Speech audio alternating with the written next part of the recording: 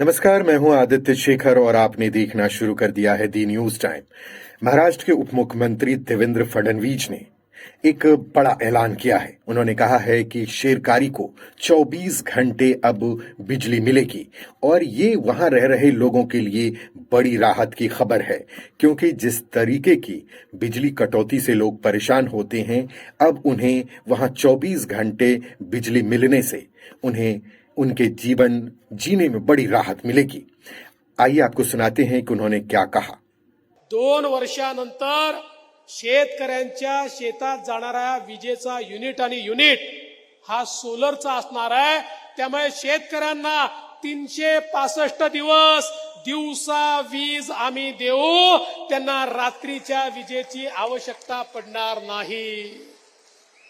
म्हणजे विजेचं बिलही नाही आणि 24 तास तुम्हाला वीज त्या ठिकाणी देण्याचं काम आपलं महायुतीचं सरकार या ठिकाणी करताय।